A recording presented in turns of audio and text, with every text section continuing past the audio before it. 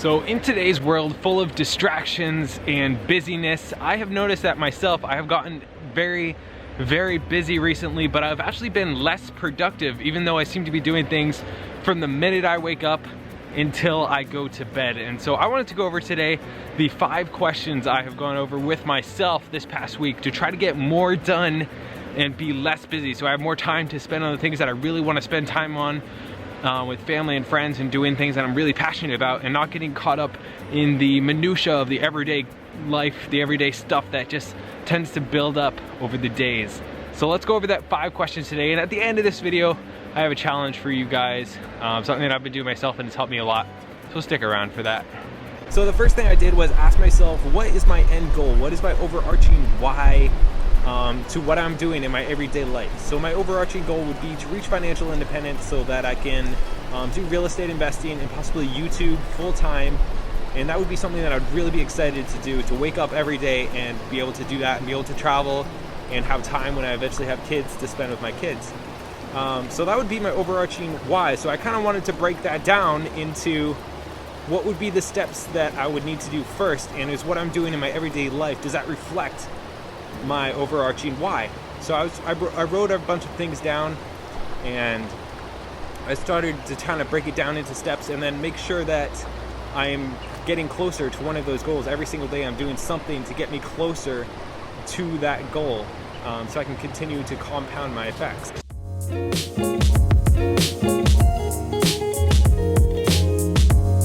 So the second question I asked myself was, if I got nothing done but this one thing today, will I be satisfied with my day? And that really helped me prioritize my different tasks and let me look at, is what I'm doing truly important, or is it just kind of busyness? Is it really non-important stuff? And if it's not something that I'm gonna be like, hey, I'm glad I got that done today, I feel like today was successful, then I will reconsider if it is worth doing at all, and if I can somehow avoid that task. Now sometimes you gotta do stuff you don't want to do, but almost everything is really not that important. There's so many distractions today that I feel like there's so many unimportant things that end up happening that really bog down what is truly important towards your goals and towards having a happier, healthier life. Now the next thing I looked at was the 80-20 principle. So this is the principle that 80% of the profit comes from 20% of the customers, or 80% of the problem comes from 20% of the people, and this kind of applies to a lot of things in life. So I started to look at, like, what is the 80% that is not bringing value to my life, and can I cut some or all of that out so I can focus more on the 20% that is most effective? So I need to realize that I can't invest everywhere. It's better to go, instead of like an inch deep in a mile wide, it's better to go a mile deep in 1 inch. So like to be really driven, try really hard at a few things that really matter to you.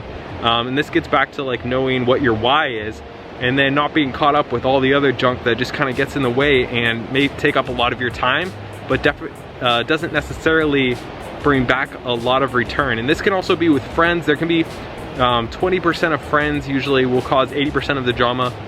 This is something me and my wife have gone through, and we're able to just get rid of some of these friends who are always negative or always causing problems. And you notice that your life is a lot happier when you're able to spend time with friends who are really supportive and are are just really quality people, as opposed to the people who can always cause problems, always bring you down, always stress you out and things like that. So that can apply to so many different things, and that has helped me a ton.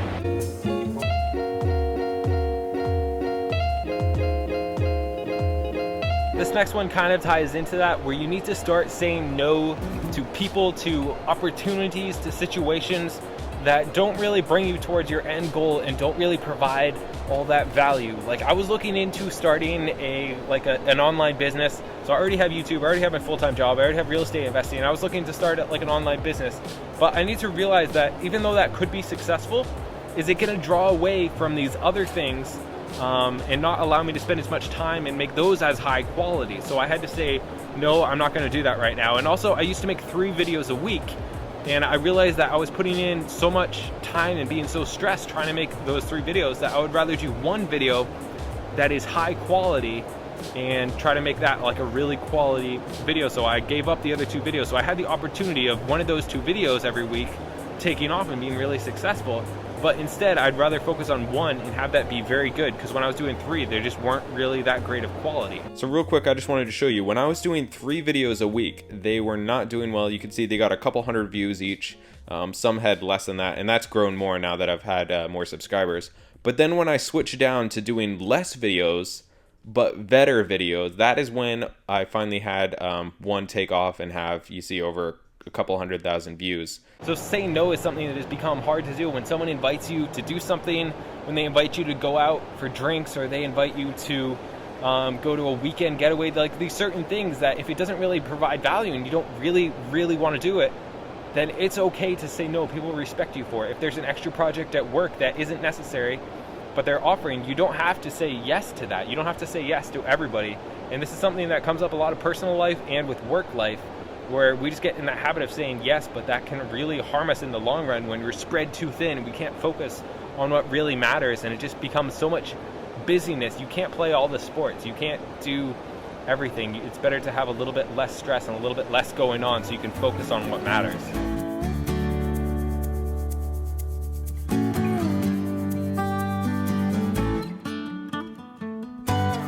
So before we get to the challenge that I've been doing this past week that I want you guys to try, the last thing would be look at your 10-year goals or your 5-year goals, whatever they are. First, write them down, have those goals, and then wonder, why can't I achieve these goals in 6 months, in a year? If it's a 5-year goal, why can't I do that in 1 year? What is stopping me? And when I looked at my goals, I thought, what is actually stopping me? And it turns out what was stopping me is usually fear, and then it's distractions from things that aren't important. So cutting out that other stuff would allow me to focus more time on the things that I'm really passionate about, that I really want to take off. So that's just one thing to look at. So look at, what are your goals and why can't you do that? And usually the only reason you can't do that is because you're busy doing stuff that is unimportant, or you're afraid to do it because you don't want to take the risk. It's easier for you to say, I know it was easier for me to say, well, in 5 years I'll reach this goal. Well, that really takes the pressure off now, because I'm looking, kick that can down the road and I'll worry about that later. But I could do it now if I wanted to actually put more into it, and I was more focused and I wasn't distracted by all these things. So one thing I've been doing recently was I took off Instagram and I took off some other apps that I was just scrolling through all the time, because I would notice that every 10-15 minutes I just have my phone in my hand, I wouldn't even notice it, and I'd be scrolling through stuff. So I took those off, and then I download them when I need to post something or when I need to look something up. And that has made it like an extra step where it takes longer to get into it, but I'm not wasting as much time on it. And I think everybody has these, whether it's games, whether it's Instagram, Facebook, Twitter, whatever happens to be for you. Find those things that are really sucking time out of your life, but bring almost no joy or value whatsoever. And then for the challenge. So what I've been doing for the past week, and I would prefer not to do it, but I usually, when I wake up, I answer email first, and I'd like to get into batching emails where you only answer them a few times a day. But for my work, that's not really something I can do, but I'd highly recommend that for you guys, where you just check them and answer them maybe at 11 o'clock and then at 4 o'clock. That was from the 4-Hour Work Week. It's a great book. Anyways, I've been just sitting down and enjoying 1 cup of coffee in quiet. And I don't have any music going. I don't listen to any audiobooks. I'm not on my laptop or my phone. I just sit down and enjoy it for 5 minutes. And I've noticed that it has made a huge improvement in my life. It's not meditating. It's simply sitting down and being quiet with yourself and enjoying something, whether it's coffee. Even if you don't drink coffee, just enjoying the sunlight, enjoying outside, enjoying sitting still with quietness.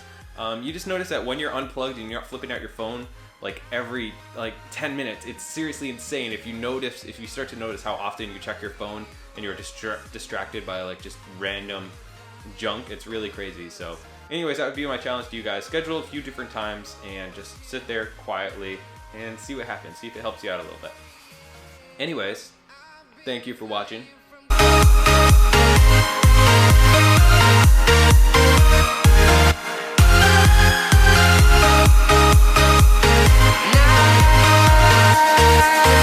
Yeah.